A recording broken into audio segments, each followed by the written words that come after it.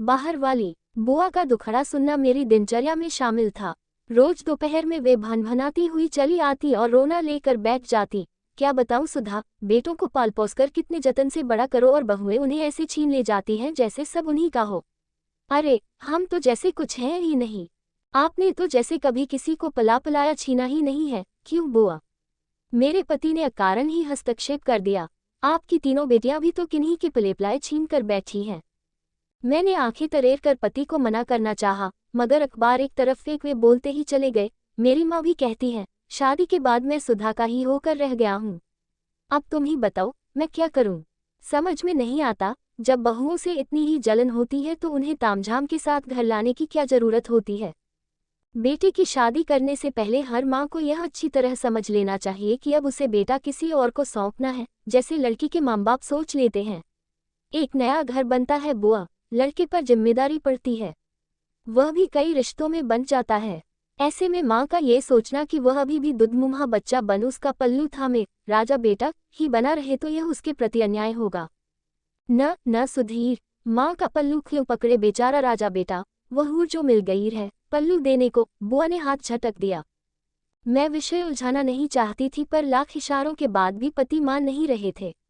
वे बोले, हूर लाता कौन है? तुम ही तो ठोकब जाकर सैकड़ों लड़कियां देख अपनी बहू लाई थी। फिर रोज रोज बहू का रोना लेकर क्यों बैठ जाती हो? उसे आए 2 महीने ही तो हुए हैं, नई नई शादी हुई है। तुम्हें तो बहू को लाड प्यार से अपने काबू में रखना चाहिए। कभी तुम भी तो किसी की बहू बनी थी। लाड प्यार करे मेरी जूती, मैं पीछे पीछे घूमने वालों में से नहीं हूँ। देख सुधीर, मुझे विशु का उसकी ससुराल वालों से ज्यादा मेलजोल पसंद नहीं है। 3 दिन से उसका छोटा भाई आया हुआ है, बाहर पड़ता है न, इसलिए छुट्टियों में बहन के घर चला आया। तो क्या हुआ, तुम भी 3-3 महीने अपनी बेटियों के घर रह आती हो। वह तो फिर भी छोटा भाई है।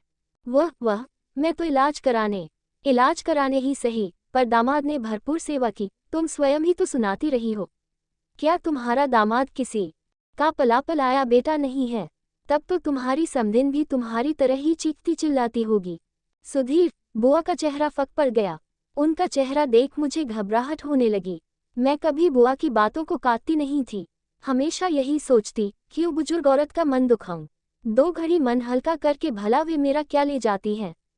परंतु पति का उन्हें आईना दिखा देना मुझे अनावश्यक सा लगा। मेरे पति आगे बोले, अपनी बेटी पराए घर में जाकर चाहे जो नाच नचाए, परंतु बहू का ऊंची आवाज में बात करना भी तुम्हें खलता है।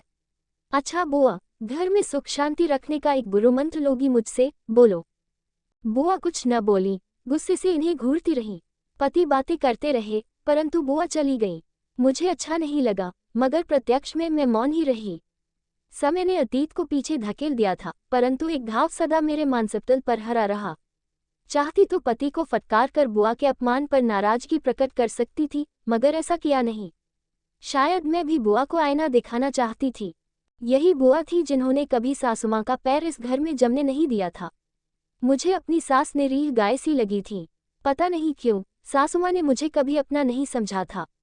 बुआ के सामने चुप रहने वाली सासुमां मेरे सामने शेरनी सी बन जाती थी। शायद अपने साथ हुए अन्याय का प्रतिकार सासुमां मुझसे लेना चाहती थी। मुझसे मन की बात कभी न करती और जराजरा सी बात मेरे पति के कानों में जा डालती, जिसका प्रभाव अक्सर हमारी गृहस्थी पर पड़ता। हम आपस में झगड़ पड़ते, जिसकी कोई वजह हमारे पास होती ही नहीं थी। एक शाम मायके से मेरे भाई की सगाई का पत्र आया तो मैं खुशी खुशी अम्मा को सुनाने दौड़ी, पर मेरी प्रसन्नता पर कुठाराघात हो गया। वे गुस्से से बोली, बस हमारे घर में मायके की ज्यादा चर्चा करने का रिवाज नहीं है। मैं अवाक रह गई और पति के सामने रो पड़ी। इस घर में ब्याह दी गई, इसका अर्थ ये तो नहीं कि मेरा मायका समाप्त ही हो गया। उस दिन पहली बार पति को माँ पर क्रोध आया था। मेरे मन में अम्मा के लिए संजोया सम्मान धीरे धीरे समाप्त होने लगा। ये सत्य है, अम्मा ने जो कुछ अपनी ससुराल से पाया था वही मुझे लौटा रही थी, मगर क्या ये न्याय संगत था? तब इन्होंने अम्मा से कहा था, तुम्हें इस तरह नहीं करना चाहिए अम्मा। तुम बबूल का पेड़ बोकर आम के फल की उम्मीद कैसे कर सकती हो? बिना वजह सुधा का मन दुखाओगी तो घर में सुख शांति कैसे रहेगी? इज्जत चाहती हो तो इज्जत देना भी सीखो, उसकी खुशी में भी तो हमें खुश होना चाहिए। अरे, विस्फारित आंखें लिए अम्मा मुझे यूं घूरने लगी मानो पति ने मेरी वकालत कर किसी की हत्या जैसा अपराध कर दिया हो। वे तुनक कर बोली, ये कल की आई तुझे इतनी प्यारी हो गई जो मुझे समझाने चला है। जोरू का गुलाम। उसी पल से अम्मा मेरी प्रतिद्वंद्वी बन गईं। कभी रुपए चोरी हो जाने का इल्जाम मुझ पर लगता और कभी यह आरोप लगता कि मैं अपनी नंदों की पूरी देखभाल नहीं करती। धीरे धीरे पति ने हस्तक्षेप करना छोड़ दिया। 20 वर्ष बीत जाने पर भी अम्मा मुझे स्वीकार नहीं कर पाईं। पति पर जोरू का गुलाम होने का ठप्पा आज भी लगा है। अम्मा और मैं नदी के दो किनारों की तरह जीते हैं। मैं हैरान थी कि मेरी नंदों के घर में अम्मा का पूरा दखल है, मगर मेरे मायके से किसी का आना उन्हें पसंद नहीं। अम्मा, जो स्वयं बुआ और अपनी सास के दुर्व्यवहार से आजीवन अपमानित होती रहीं, क्यों मेरे मन की पीड़ा समझ नहीं पाई। मैं उनके बेटे की पत्नी हूँ, उनकी प्रतिद्वंद्वी नहीं। बुआ तो चली गई, मगर अपने पीछे कड़वाहट का गहरा धुआं छोड़ गई थी। पति बुरी तरह झल्ला रहे थे, पता नहीं प्रकृति ने स्त्री को ऐसा क्यों बनाया है। 10-10 पुरुष एक साथ रह लेते हैं, लेकिन दो औरतें जब भी साथ रहेंगी, अधिकारों को लेकर लड़ेंगी, विशेषकर अपना बेटा बहू के साथ बांटने में औरत को बड़ी तकलीफ होती है।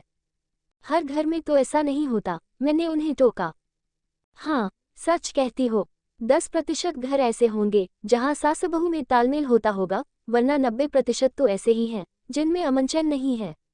सास अच्छी है तो बहू नकचड़ी, और कहीं बहू सेवा करने वाली हो तो सास मेरी माँ और बुआ जैसी। सत्य तो यह है कि झगड़ा होता ही नहीं, सिर्फ उसे पैदा किया जाता है। भाई, सीधी सी बात है, बेटा काबू में रखना हो तो बहू को वश में करो, उससे प्रेम करो, वह वश में रहेगी तो बेटा भी पीछे पीछे खींचा चला आएगा। और पति को वश में रखना हो तो क्या बहू को सास को वश में रखना चाहिए, ताकि बेटा बहू के वश में रहे। मेरी इस बात पर पति हंस पड़े, नहीं, ऐसा नहीं है। बहू बाहर से आती है, उसे विश्वास में लेना ज्यादा जरूरी होता है। बेटा तो अपना ही होता है, उससे इतना प्यार बढ़ाने की भला क्या जरूरत होती है। मजा तो तब है जब पराई को अपना बनाओ, मगर होता उल्टा है। शादी करके सास अक्सर असुरक्षा से घिर जाती है, बेटे पर हाथ कसने लगती है और बस यहीं से झगड़ा शुरू हो जाता है। ये सब अपनी अम्मा से भी कहा है, कभी नहीं कह पाया ना, इसीलिए तुम्हें समझा रहा हूँ। आने वाले कुछ वर्षों में तुम भी तो सास बनने वाली हो, कुछ समझी। मैं क्या कहती, सिर्फ हंसकर रह गई कि कौन जाने जब सास बनूंगी तब मैं कैसी हो जाऊंगी। कहीं मैं भी अपनी बहू को वही न परोसने लगूं जो मुझे मिलता रहा था।